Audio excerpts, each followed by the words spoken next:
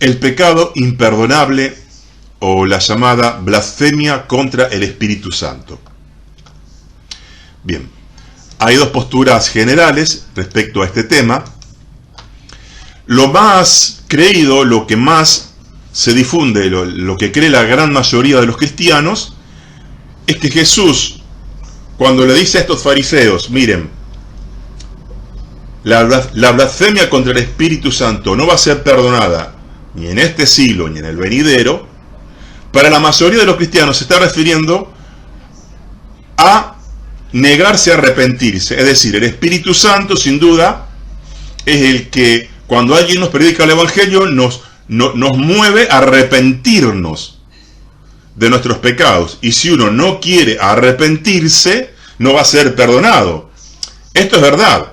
La condición para que un pecado sea perdonado es que uno se arrepienta. De otra forma no hay posibilidad de que Dios te pueda perdonar.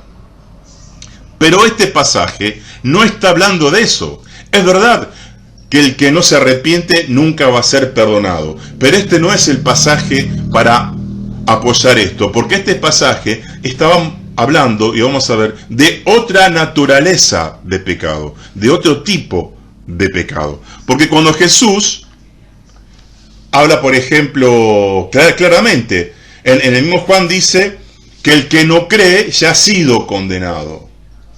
Y después también en Juan dice, y no quieren venir a mí para que tengan vida. Es decir, la Biblia es clara. Pablo dice en Romanos 2:5, pero tú por tu corazón no arrepentido atesoras ira. Es decir, la Biblia es clara cuando quiere decir, mira, si no la condición para ser salvo es que te arrepientas. Entonces acá Jesús, como vamos a ver, no está diciendo que el que resista el llamado del Espíritu a arrepentirse no va a ser perdonado. Repetimos, si alguien no quiere arrepentirse de sus pecados, nunca va a ser perdonado. Se muere y se va al infierno eternamente. Pero este no es el pasaje en que Jesús está diciendo que uno se está resistiendo a arrepentirse por el llamado del Espíritu Santo, sino que está hablando de otra clase de pecado. La blasfemia contra el Espíritu Santo es, y ahora vamos a explicarlo por qué, es conscientemente atribuir que el poder de Dios, que puedo ser un siervo de Dios para predicar, para hacer un milagro, para echar fuera demonios, se lo atribuye a Satanás. Dice, sos diabólico. Es decir, es atribuir que el Espíritu Santo es un poder que viene del diablo o es el mismo diablo actuando. Es decir que el Espíritu Santo es demoníaco, es satánico, es un poder oculto o un poder que usan los hechiceros. ¿Por qué? Según las reglas de interpretación bíblica, la hermenéutica tiene varias reglas para interpretar, dice que uno tiene que situarse en el pasaje en sí.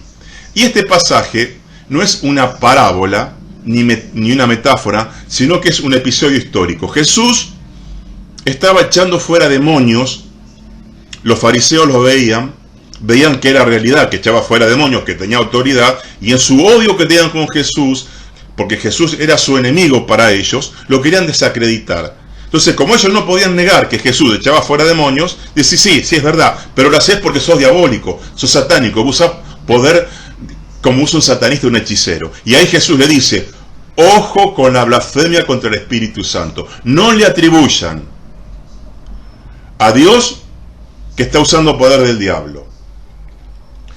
¿Por qué es más fácil interpretar esto? Porque una parábola, una metáfora, requiere, se puede caer más en errores. Por ejemplo, Jesús dice, somos la sal de la tierra. Entonces algunos dicen, bueno, la sal significa pureza. Entonces uno se tiene que elaborar, y ahí se puede equivocar, la sal presero, y algunos le encuentran 3 o 4 o 5 propiedades a la sal espirituales que se pueden aplicar para nosotros. Está bien, pero es más confuso el tema. Jesús dice la parábola del reino, por ejemplo, que también hay mucho simbolismo, mucho hebraísmo.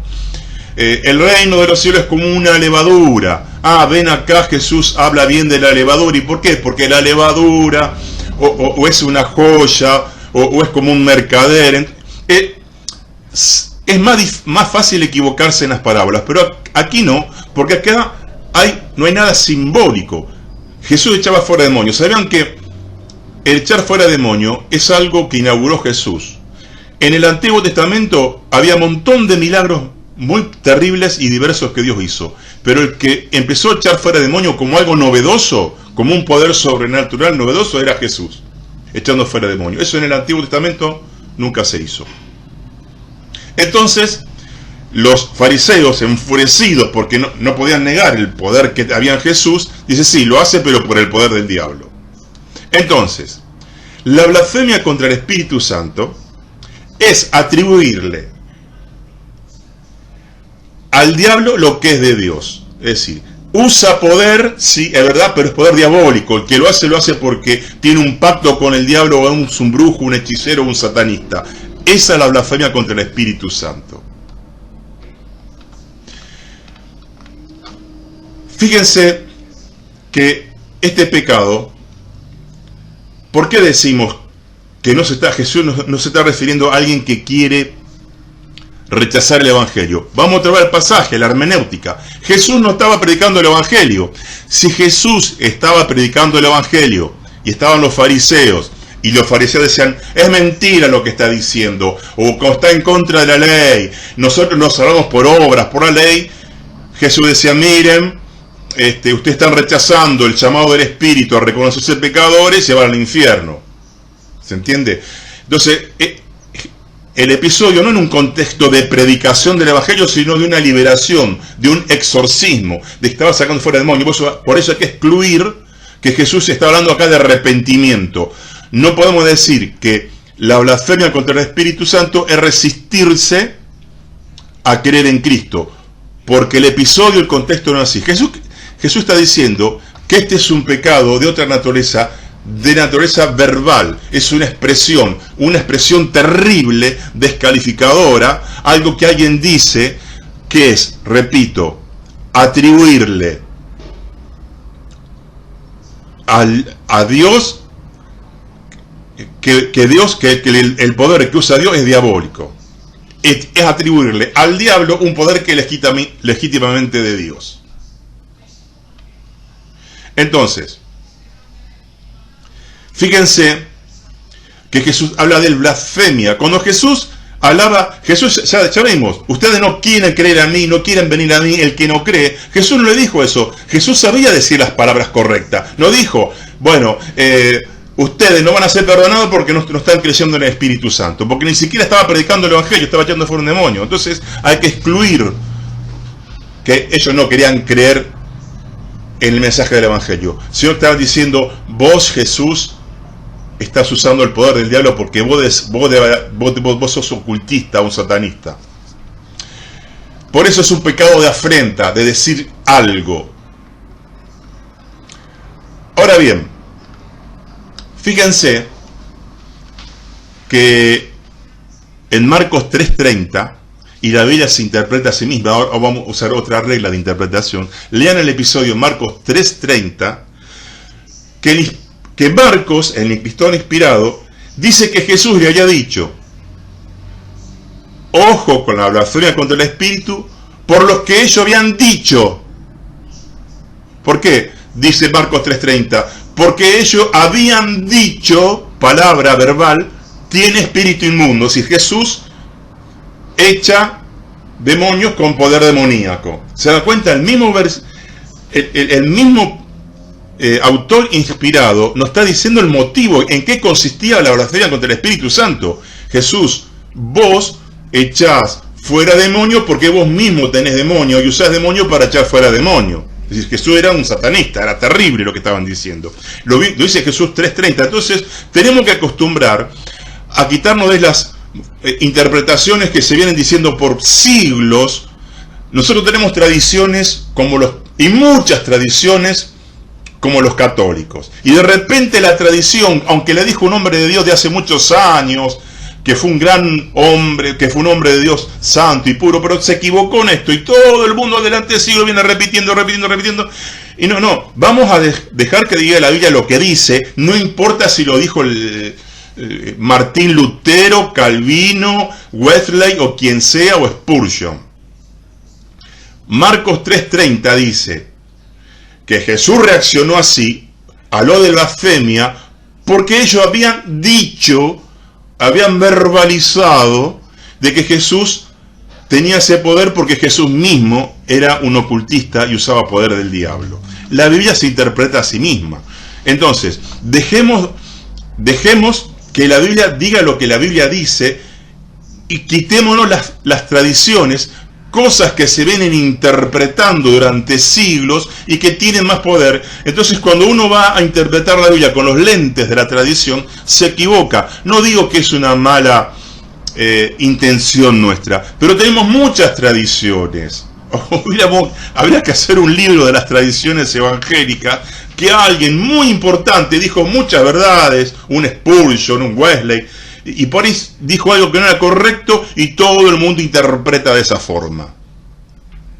Entonces, el pecado imperdonable es un vituperio, es como dice acá en el griego, es una injuria, es un pecado de dicción, es una calumnia, una difamación, es un pecado verbal, de afrenta y no de resistencia. Entonces, repasemos. Si alguien no quiere arrepentirse de sus pecados, no va a ser perdonado. Pero aparte, si conscientemente está diciendo que el poder que está usando un verdadero siervo de Dios es poder diabólico, es otro pecado que no va a ser perdonado por lo grave que es por la afrenta. Hay, para agregar a esto, algunas, en Hebreos y en otros lugares, hay lugares donde hay un pecado que son muy graves, que tienen puntos de no retorno. Por ejemplo, Hebreos 6, del 4-6, que dicen que los que conocieron y fueron iluminados, y si vemos en el mismo Hebreos, los iluminados son salvos, y recayeron, no hay más oportunidad para arrepentimiento. O como Hebreos 10, que es más claro, que dice que el que peca voluntariamente tuviera inmunda la sangre del pacto en la cual fue santificado, va a caer en manos de Dios vivo, y Dios jugará a su pueblo. Tú estás diciendo que uno que pecó deliberadamente, que fue santificados son solo salvos, y Dios va a jugar a su pueblo. Es decir, el inconverso no hace falta que pise la sangre de Cristo. No cree y ya se va al infierno. ¿Y qué dice ahí en Hebreos 10? Y hiciere afrenta al Espíritu de gracia. Nuevamente hay una afrenta que es parecida a la blasfemia al Espíritu Santo. Cuando hay un mover, hay una rebelión, el que comete el pecado contra el Espíritu Santo entró otra vez en un proceso de rebelión y de enojo y resentimiento y raíz de amargura contra Dios, que ya no puede, ya entró en una tal rebelión, ya entró al nivel de rebelión del diablo, que de una forma desfachatada, irreverente, dice, sí, Jesús era diabólico, o lo de Dios es diabólico, porque se enojó con Dios. Ahora Jesús está diciendo, el que diga algo contra el Hijo del Hombre, le puede ser perdonado. A Jesús se lo reconoce como Hijo del Hombre y a veces como Hijo de Dios, porque Jesús posee dos naturalezas. Al hablar como Hijo de Hombre, nos estamos refiriendo a su naturaleza humana, pero también se lo reconoce como Hijo de Dios. Ahí está la otra naturaleza divina. Entonces Jesús dice, el que se refiere a mí como Hijo de Hombre, le va a ser perdonado. Pero como Hijo de Dios no, porque ya estás afrentando su naturaleza santa, que está representada por el Espíritu Santo.